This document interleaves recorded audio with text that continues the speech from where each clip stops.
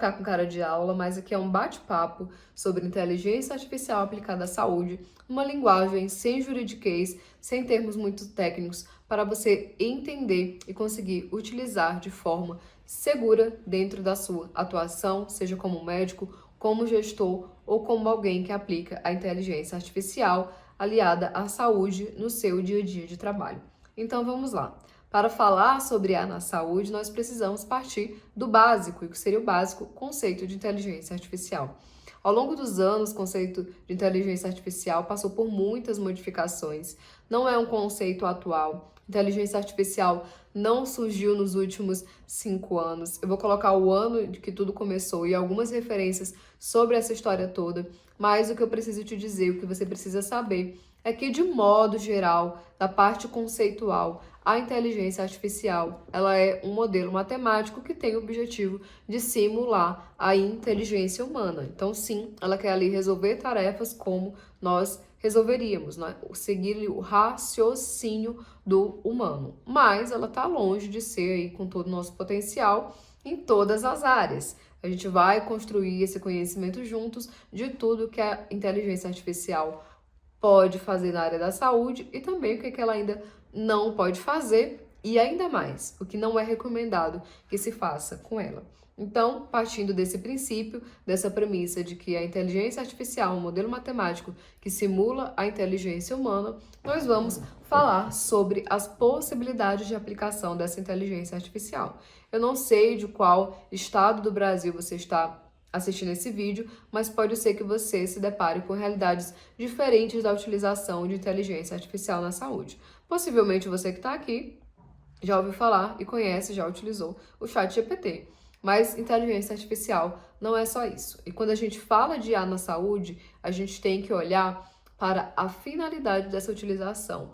Por quê? Porque aqui a gente vai incluir dois conceitos. O da finalidade, ou seja, qual é o objetivo que eu estou utilizando aquela inteligência artificial. E é interessante que esse objetivo ele seja aplicado se há possibilidade de que, de fato, essa IA ela tem uma performance melhor do que a humana.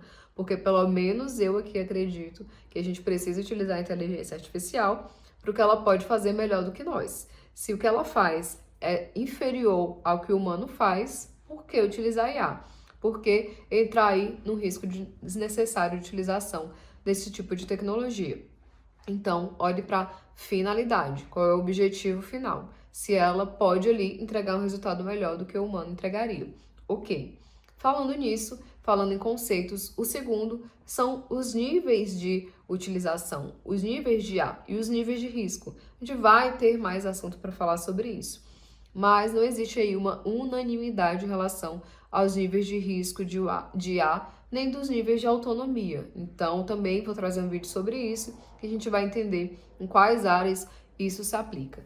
Mas uma coisa é certa, quando a gente fala de níveis de autonomia, a gente pode falar de um tipo de IA que é muito autônoma, ou seja, que ela faz tarefas sozinhas muito bem, um tipo de IA que precisa de uma supervisão humana ali, de um comando igual o prompt do ChatGPT. Você manda o prompt e ele executa, você manda o prompt e ele executa, ou de um nível de IA que, como eu já falei, faz as tarefas sozinha, ou ainda de um nível de utilização bem mais básico ali, que ele está só programado para fazer aquilo. E a gente fala de automação e não de conhecimento de aprendizado de máquina. Outro conceito que eu vou trazer aqui para vocês ao longo dos nossos vídeos. Então, vamos entender isso, né? Nós temos o conceito de IA, nós temos a finalidade do uso dessa IA na saúde e nós temos aqui os níveis de autonomia dessa inteligência artificial. E o que isso tem a ver, o que isso implica para o direito e tecnologia? Implica porque existem diferentes formas e ferramentas de IA. Eu espero que você entenda que, acho que já falei isso nesse vídeo, não é só ChatGPT que existe de inteligência artificial.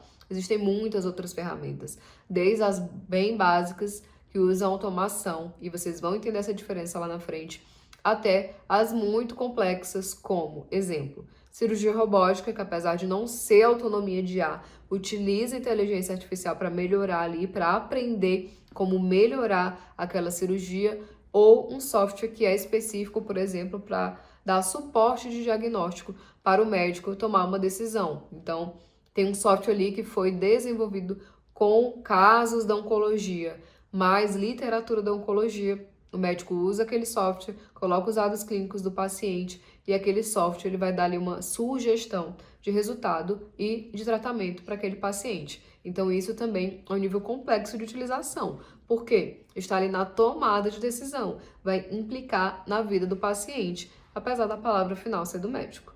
Então, para o direito, isso importa muito. Por quê? Se a gente está falando de uma ferramenta muito básica, de uma automação de agendamento, que não tem muitas implicações ali, que tem toda a segurança dos dados pessoais, ok, você está falando ali de otimização de uma tarefa operacional dentro da sua clínica, um nível com baixo risco, né? Se ela foi bem construída ali relacionada à segurança de dados. Mas agora, se a gente está falando de uma IA, que ela dá uma sugestão de diagnóstico e que o médico pode ser totalmente influenciado pelaquela sugestão, aí a gente tem muita mais complexidade e responsabilidade do profissional que utiliza essa tecnologia. Por quê? Porque ele está incluindo um fator tecnologia aqui entre o conhecimento médico e entre o diagnóstico do paciente. Então, para o direito, isso conta e muito. E o que eu defendi na minha dissertação de mestrado, das construções desses estudos dos últimos 4 anos, é o que eu vou compartilhar com vocês no próximo vídeo.